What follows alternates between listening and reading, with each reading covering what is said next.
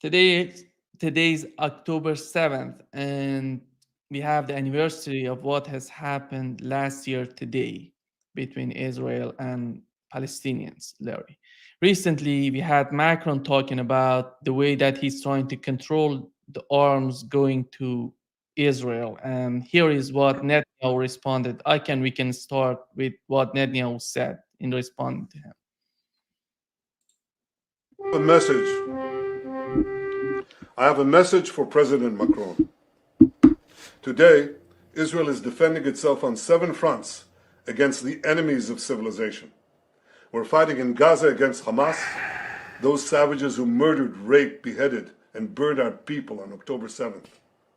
We're fighting in Lebanon against Hezbollah, the most heavily armed terror organization in the world, which was planning an even greater massacre than October 7th on our northern border, and that has rocketed Israeli towns and cities for nearly a year. We're fighting against the Houthis in Yemen and the Shiite militias in Iraq and Syria that together have launched hundreds of drones and missile attacks against Israel. We're fighting against terrorists in Judea and Samaria who are trying to murder civilians in the heart of our cities. And we're fighting against Iran, which last week fired over 200 ballistic missiles directly at Israel, and which stands behind the 7-front war against Israel. As Israel fights the forces of barbarism led by Iran, all civilized countries should be standing firmly by Israel's side. Yet President Macron and some other Western leaders are now calling for an arms embargo against Israel. Shame on them. Is Iran imposing an arms embargo on Hezbollah, on the Houthis, on Hamas, and on its other proxies? Of course not. The axis of terror stands together. But countries who supposedly oppose this terror axis call for an arms embargo on Israel. What a disgrace. Well, let me tell you this. Israel will win with or without their support, but their shame will continue long after the war is won. Yeah. Larry, let's start with the latest point he has made about Israel is winning.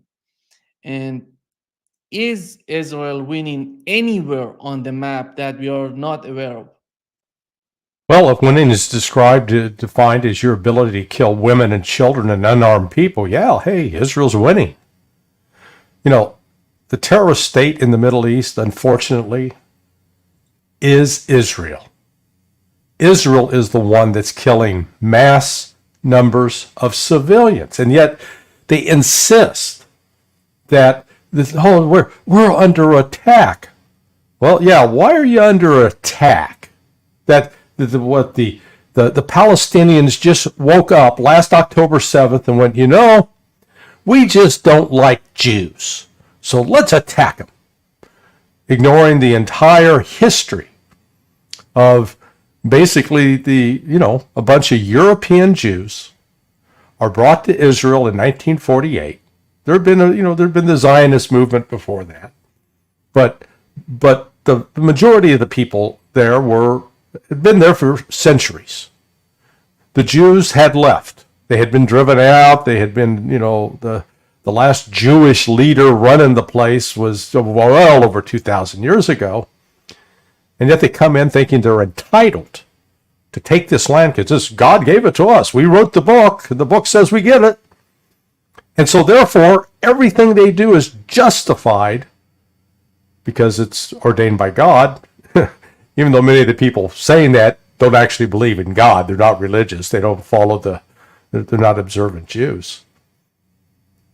And so they basically imprison and oppress the people, and when those oppressed, imprisoned people rise up and revolt, Israel acts like it's surprised. And ditto that this, quote, terror network they're talking about, let's line up the number of people, civilians that have been killed by wars instituted by Iran and the wars instituted by the Houthis, except we keep forgetting that was help funded and encouraged by the likes of the United States. And when you look at that and you total up the death count, the bodies of these murdered women and children, and then that's the greatest irony of all of it. Bibi Netanyahu justifies what they're doing because of the rape, beheading, and murder of babies and putting babies in ovens. It was all a lie. What Hamas conducted last October 7th was a military raid against Israeli military outposts and kibbutzim. And yes, Hamas did take hostages. That was their intent. I fully disagree with that. I don't think, terrorism is terrorism, regardless of which side is doing it when you're targeting civilians. But Hamas did not go in with mass murder in mind. In fact, a significant number, we don't know precisely how many, of the Israelis that were killed that day were killed by the government of Israel itself, by their own Hannibal doctrine. We've even got video of a tank firing on a home in a kibbutz with Israelis inside, simply because they were being held by two Hamas guys. They had like 18 Israelis. The tank commander kills them. So, but spare us Bibi's moral outrage. I had calculated it as a 5-front war. He's got it as a 7-front war. Okay, here's the news flash. Israel cannot fight a 5-front or a 7-front war. It will be defeated. And already today, despite their threats to go into a limited ground operation in Lebanon, that doesn't appear to be going too well.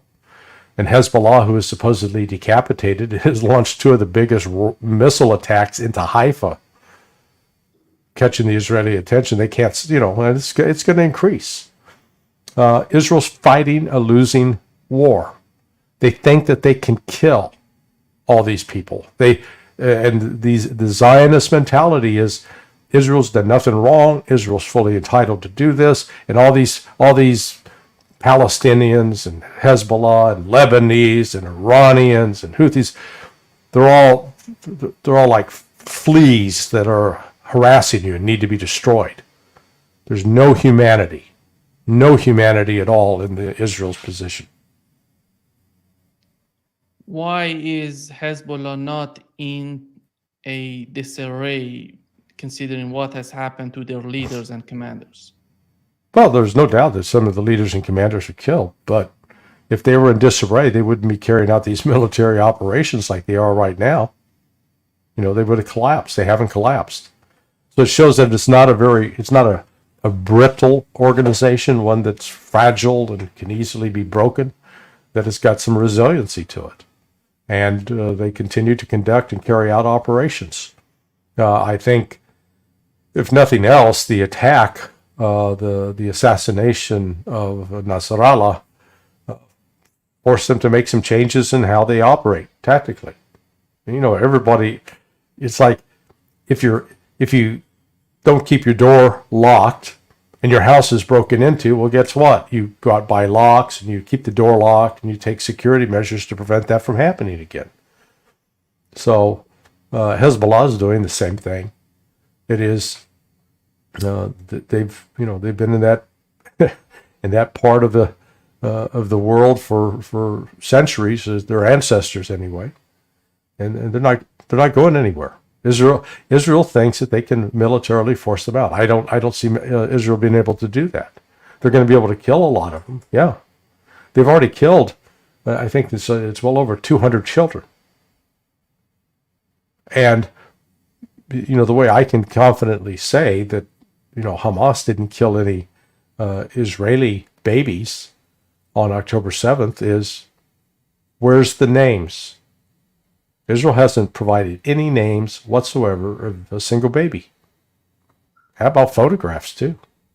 I'm sure there's some if they said it was true, there'd be grieving grandparents out there with photographs of their beloved child that had been taken from them. Well, this is just Israeli gaslighting, propaganda. And in your opinion, right now, recently we had an interview, we had a talk with the Israeli defense minister was talking with CNN, and he didn't rule out the possibility of attacking Iranian nuclear facilities. Mm-hmm. Do you think that they're still considering that? Yeah, I do. I think one of the factors, though, that is inhibiting them, or at least giving them pause so far, is what Russia has been doing in concert with the Iranian Revolutionary Guard in terms of bolstering defenses, putting in place air defense systems, apparently also providing some combat aircraft that are capable of seeing over the horizon and taking out an incoming missile. So, and with that, I would not surprise me that Russia has had some behind-the-scenes conversations with Netanyahu and other defense ministers, warning them that an attack on Iran could be interpreted as an attack on Russia. Russia, there are, I've heard different numbers, 1.5 million, 2.5 million, but a significant number, well over 20% of Israel is populated today by Russians, citizens of Russia, who also are citizens of Israel. Some of them are wealthy oligarchs, very wealthy oligarchs, and they wield some influence in that government. Some are, notorious criminals. Semyon Mogilevich. Now, he's described as a Russian. He's actually born in Ukraine, but, he's another guy known for involved with international criminal activities. They're there. So the Russian influence vis-a-vis Israel can't be ruled out as one thing has at least slowed them up in their response. But, in the back of my mind, there's also that, I've dealt with in conversations with some of these Zionists.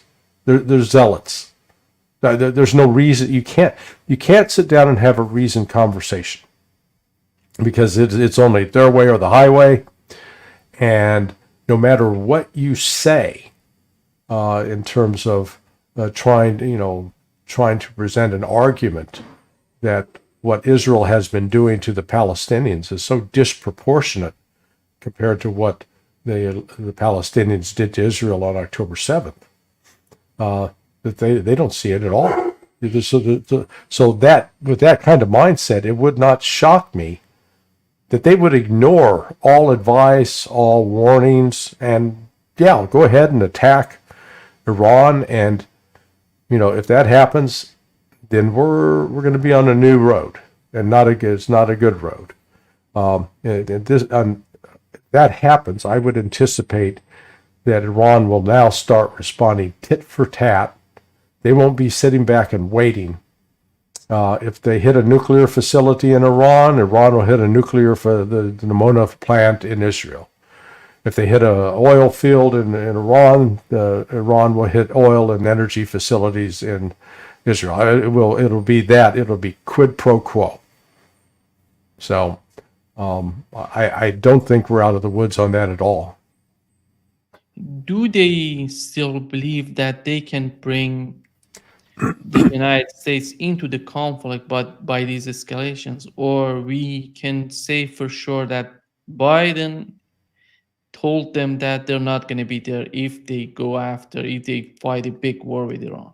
Well, they're ignoring Biden. Come on, Biden's irrelevant to this.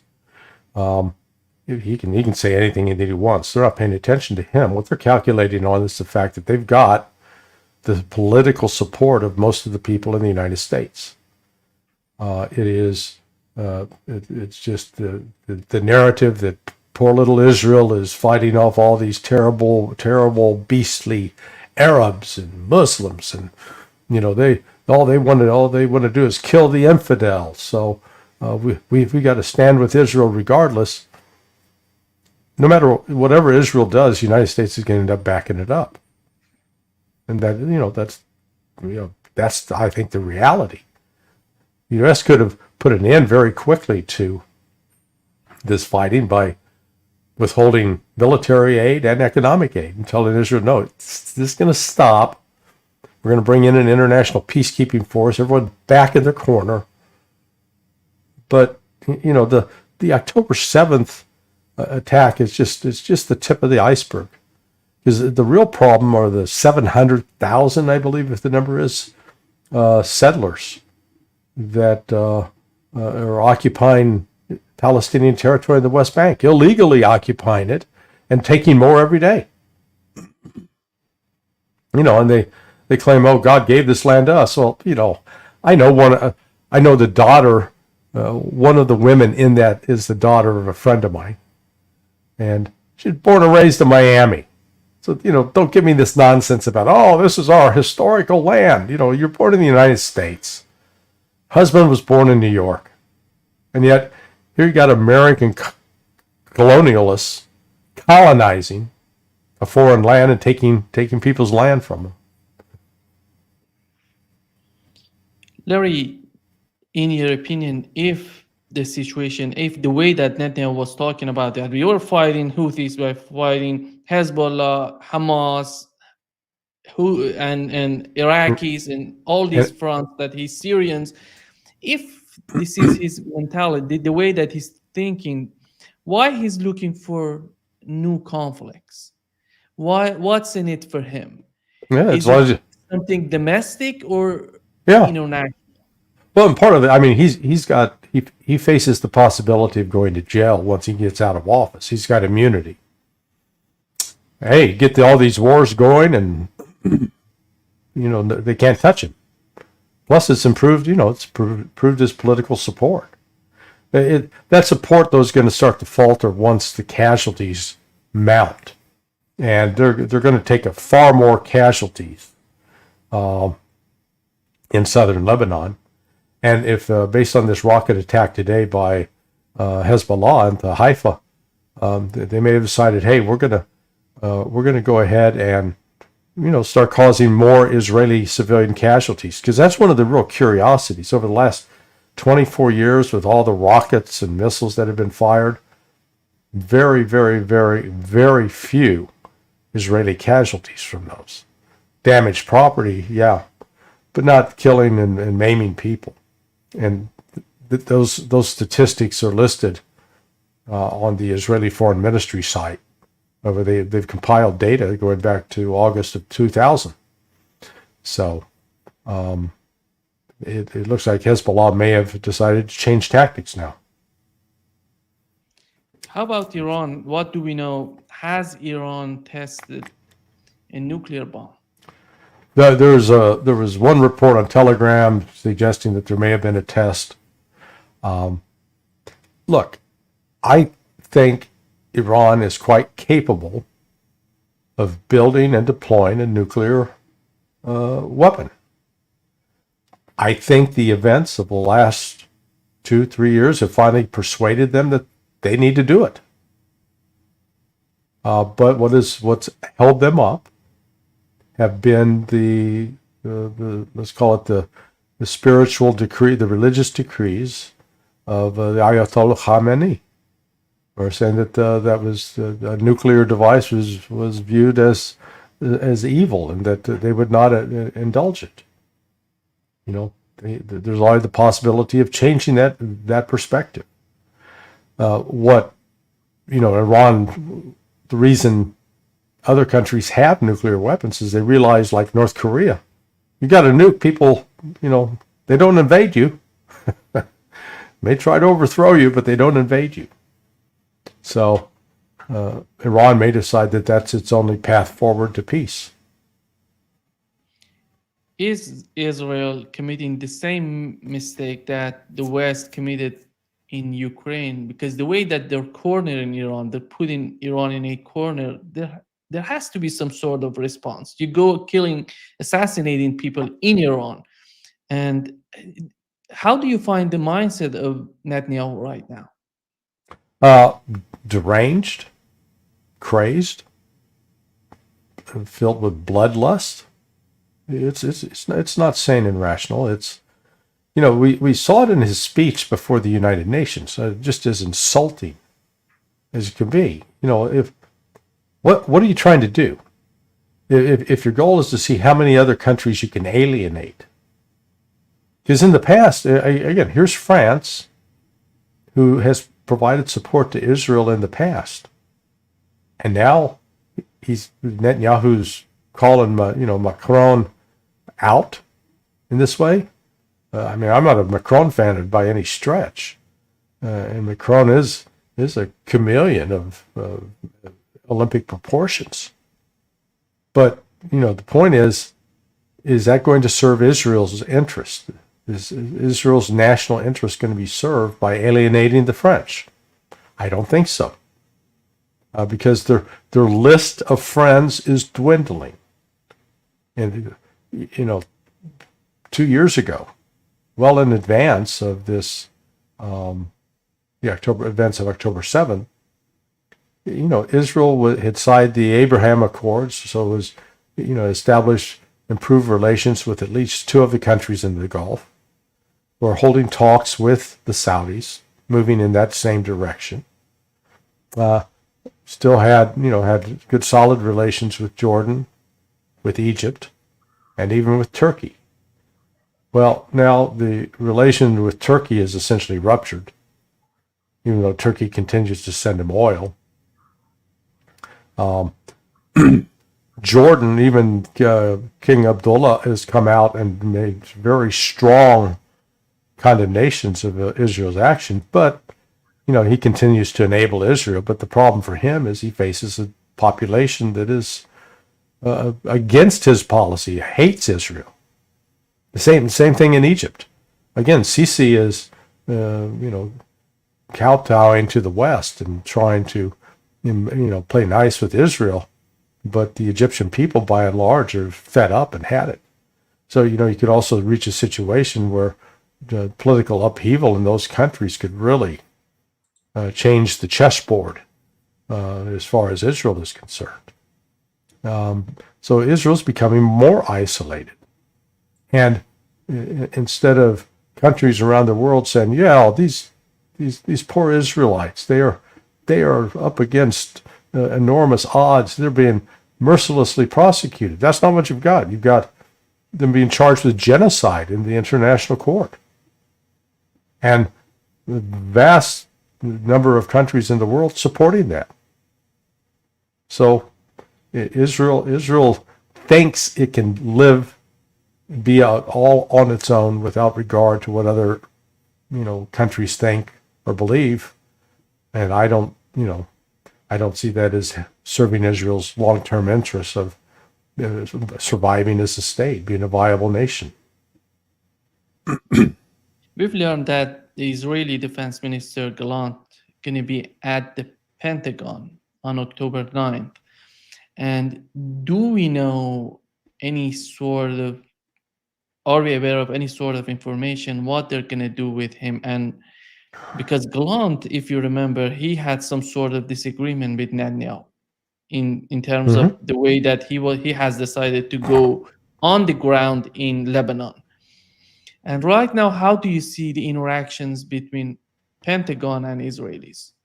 Well, the Pentagon continues to supply weapons. Haven't stopped at that. This gets to this issue of who's in charge. Is Gallant coming here to get orders and do what the United States wants him to do? Or is Gallant basically coming here and saying, hey, give me what we need, and we're going to do whatever the hell we want? Frankly, I think it's more the latter than the former. We talked last week that some like Gil Doctorow believe that it's more like that the United States is calling the shots and Israel is just the obedient lapdog carrying it out. I don't see that. I see Israel as strictly pursuing its own agenda, because really what the United States would like, they wish this fighting would stop. They wish the killing of the Palestinians would stop, because it's creating a real political problem for the Harris campaign to become president. And it's really tarnishing the legacy, if you can call it that, of Joe Biden. But Israel says, screw you, we're not going to do anything. We're going to keep doing what we're doing. And the death count of Palestinian women and children continues to mount. I mean, it's just piling up bodies. And it's not, it'd be one thing if these were all armed fighters, they were decked out in uniforms and that's who you're killing. Okay, that's war. But the war we're seeing is the destruction of these civilians. And so Gallant, I think he's coming to brief Austin in person on here's what we're going to do. Here's how we're going to pursue this. I'm sure Austin may try to provide his counsel, his advice, his warning, but I don't see the United States doing anything substantively to alter its actual supply of arms and money to the Israelis. And here is the question that is so important in terms of Israelis and how they think right now. Are Israeli people better off today than they were before October 7, 2023? No. Oh, heavens no. I mean, that's, you're becoming a good American politician there, Nima, by asking the question that way. Because the fact of the matter is, apart from the casualties Israel is suffering, ignoring the casualties they're inflicting, but just the casualties that they're suffering, then the damage to the economy in Israel, I think, significant number of Israeli citizens have left the country, maybe some permanently, just because they were going to live under these kinds of circumstances. So, this has not made Israel better off. It's certainly not more secure. And what they've accomplished in this last year is Iran has finally demonstrated that Iran has the technical means to attack Israel with missiles, and Israel does not have the ability to stop them. Larry, getting to the conflict in Ukraine right now, we know other part of the conflict, it seems that the conflict in the Middle East is connected to what's going on in Ukraine because Russia is in the Middle East. And Russia, before going to Ukraine, how do you see right now Russia's policy in the Middle East? Because we've learned that the Iranian airplane that Iran sent to Lebanon was going to land in Lebanon. It wasn't allowed by the government. That they went to the airbase, a Russian airbase or airport in Syria that is under the control of Russians. The airplane landed there, and they're sending their assistance, their help to Lebanese. We see some sort of coordination between Iran and Russia in terms of what's going on in the Middle East. How do you see the Russia's policy right now? Well, look, we've talked about this before. Iran has been conducting joint military exercises with Russia and China for at least the last 5 years. So that means their military are sitting down, they're meeting, and they're talking, they're coming up with, okay, what kind of scenario are we talking about? How many ships are going to be involved? Who's going to provide those ships? What are our objectives? What do we want to establish? Our ability to communicate with one another, our ability to resupply, our ability to carry out maneuvers in the Strait of Hormuz in order to prevent a U.S. naval presence from operating. So you've had that, number one. So you've the high-level military contacts for quite some time. Then in the aftermath of the assassination of Hania, Russia stepped up its supply of military equipment. So now I think it's widely conceded that Iran received S-400 air defense systems, which are quite capable of shooting down ballistic missiles that Israel could fire, as well as taking out Israeli F-35s. So if they choose to fly into Iran, then politically, Iran's joined BRICS. They were approved as a member of BRICS. So what's going on really from Russia's standpoint, it's not just Russia, it's China as well, and India, that they are breaking up the colonial world order that was being kept in place by the United States. That the colonial empires sort of collapsed at the end of World War II, the French, the Brits in particular. The French lost out in Indochina, and the United States stepped in, hence Vietnam. the Brits were gradually driven out of their colonies. They lost India, and now over the last year, we've seen both for the particularly the French and the Germans, the United States, the Brits, Africa's turned against the colonial West. BRICS now represents an alternative, and this block, let's call it the block of the global South, where they no longer want to be ruled by, threatened by, intimidated by the United States.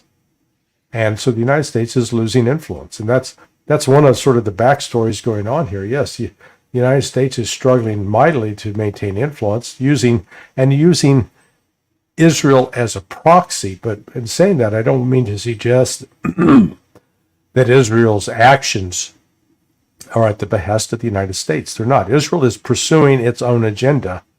It just happens that that agenda coincides with the broader U.S. objectives in the region. Larry, in terms of what the conflict in Ukraine, recently we've seen that Fitzo is getting more vocal and talking about how he wants to rebuild its relationship with Russia. Mm-hmm. And how do you see right now the policy in the European Union? Do you think they're getting to the point that they can understand that the war has lost, that they've lost the war in Ukraine, that they have to change their mind, they have to change their policies? No, they're refusing to accept reality. I mean, it's as simple as that. And you're thinking rationally, you're thinking logically, and that is process entails sort of a scientific approach where you weigh the facts, you look at the implications, but facts don't matter to these guys. They're going to try to opt, I suspect, to go into a mode of trying to carry out more what I call attacks on civilian targets using, what we like to use the label terrorists, but using people who are willing to, not wearing a uniform, who, whatever their motivation, whether it's money or some extreme ideology, they're going to try to create chaos and disrupt Russian society. And it's not going to succeed. What's going to happen is it ends up evoking a bigger crackdown, and whatever position the Russians were in, say, a year ago, where they were willing to negotiate with Ukraine, I think those days are well past. How much more should they lose in order to in the West to understand it, to grasp the reality of the situation in Ukraine? Because the way that Ukraine is losing their young people, their land, and everything, it doesn't seem to be a bright future for Ukraine. I don't know. No, it's not. What's in the mind of the United States together with Europeans? You're thinking that these people are sitting down and rationally weighing consequences and counting the cost of what's happened. They're not. They're absolutely not. That's what is so insane about this. So this war is going to go on until Ukraine can no longer put any guy with a gun out in the field. It could conceivably end, by the end of December. But it looks like it's going to stretch out. Russia's going to continue to roll up victory after victory. But I think Russia's goals have changed over the course of. I know Russia's goals have changed over the course of the last now 2.5 years. They are not going to stop until they take Odessa. I think they will also take Kiev, or Kyiv, depending on how you want to pronounce it. They're not going to. I don't think they're going to try to occupy Western Ukraine, but they're going to do what they have to do to keep it from representing a military threat to Russia.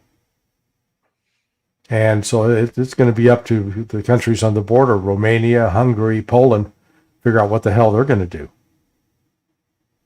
And I think once they see where Russia is, at least some of them will come to their senses and find a way to work with Russia, because the Russians have no desire or intent to conquer Europe and take control of Poland and Hungary and Romania. Good God. They don't need that nightmare. And in terms of what's going on in the United States in 2024, considering both candidates, Kamala Harris and Donald Trump, because the feeling right now in the European Union is they're so confused with what's going on in the United States. Do you think that how would that influence the situation in the European Union in terms of any of these candidates winning in the United States? This division that we're witnessing right now between Slovakia, Hungary, and other countries, somehow Serbia, and they're not even in Germany, people are not happy with the policy toward Ukraine. In France, and do you think that they're going to help this division to bring it to some sort of peaceful end, or make some sort of new policies, or they're going to worsen the situation in European Union? You mean the U.S. presidential, Yeah. whoever becomes president? Well, I think if Kamala Harris becomes president, that will have its own alarming effect on the Europeans, because she's so weak and inept. She really is not a competent person. And so then there will be the question of who's actually in charge, who's calling the shots, who's making the decisions. Now, they will recognize that the United States is not going to be in a position of strong leadership. So I think at that point you will see increased competition among the Europeans to see who gets to lead the parade.